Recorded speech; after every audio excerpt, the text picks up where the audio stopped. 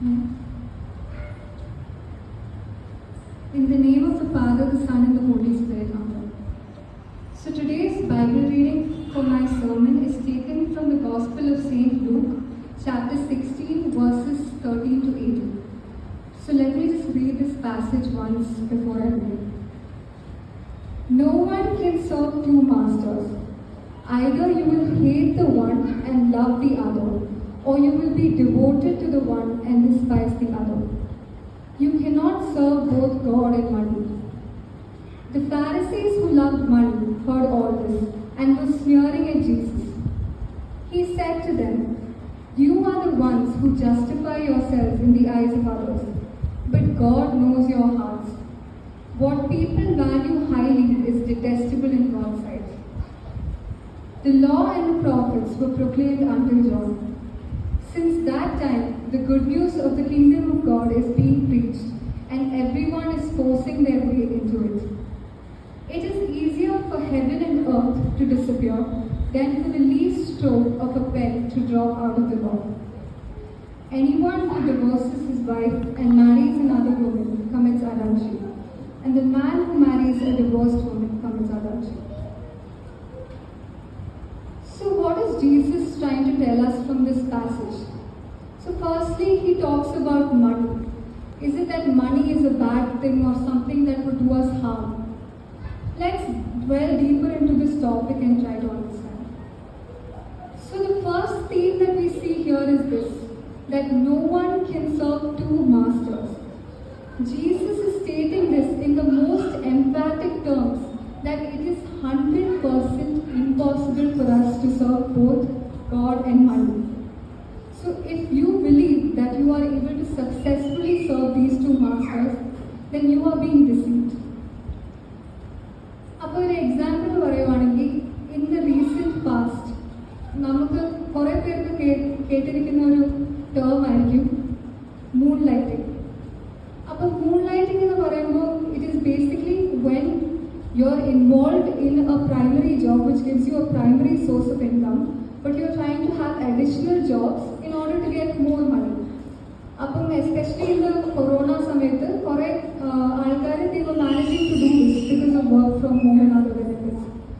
പക്ഷേ in the recent past, many IT companies have identified all such people who are involved in this activity, and they've immediately terminated them from employment for the main reason that how much ever we try, we cannot be loyal to two organizations at the same time, because there will always be a conflict of interest and also legal implications. So this is exactly what Jesus is also trying to tell us from this passage, that how much ever we try, we cannot be loyal to two masters at the same time, because we would be unjust to either one at some point. Then what is the purpose of all the worldly treasures and all the wealth that we have? So God entrusts property to people and expects us to use it wisely for His purpose and for the welfare of His people, not just for our own purpose. As we also read from the previous passage in Luke chapter 16, verse 10 to 12, we see, "Whoever can be trusted with very little can also be trusted with much, and whoever is dishonest with very little will also be dishonest with much." So similar learnings we see from the parable of talents as well.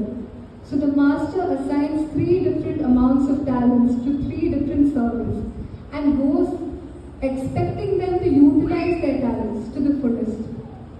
But when he returned, what did he see? He sees that the first and the second servant utilized their talents and they were rewarded accordingly. But what did the third servant do? He buried his talent, and the master immediately dismissed him. So what does this show us?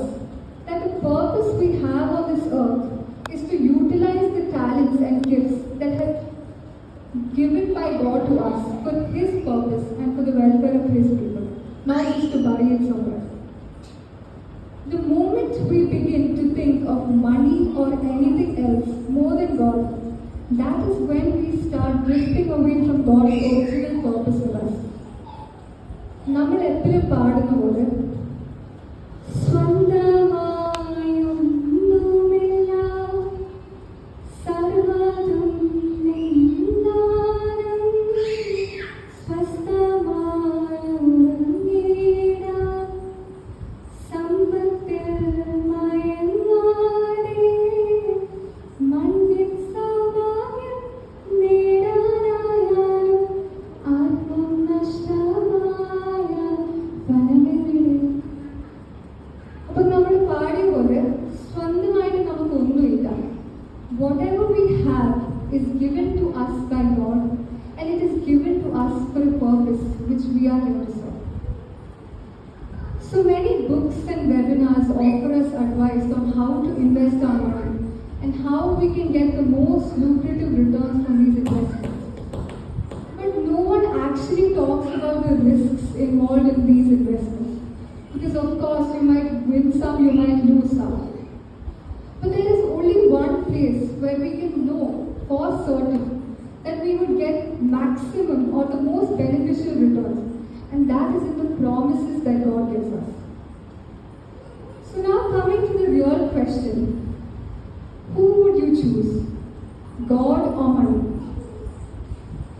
Of course we would choose God, but how do we choose God, or how do we serve God? So to answer this, I would just reiterate the two greatest learnings that the Bible summarizes for us. The first and the foremost, to love the Lord your God with all your heart, with all your soul, and with all your mind. So this is the first and the greatest commandment that God has given us. And if we follow this, everything would fall in place. And the second one, most of you would have already guessed, is to love your neighbor as you love yourself. So this means that we are commanded to love each and every person around us, since Jesus' parable of the Good Samaritan also tells us that everyone is our neighbor. Like how the second commandment tells us, our love for God should not stop with God alone. It should flow to those around us. You cannot expect to love God when you neglect the person sitting right next to you. While everyone agrees with this commandment, implementing it is another question. Some people are easy to love, others not so much. We are called not just to love our friends or people who are easy to love. We are called to love people who are difficult to love. We are called to love the poor, the sick and the needy. Everyone who craves for our love. And that is how we should strive to be.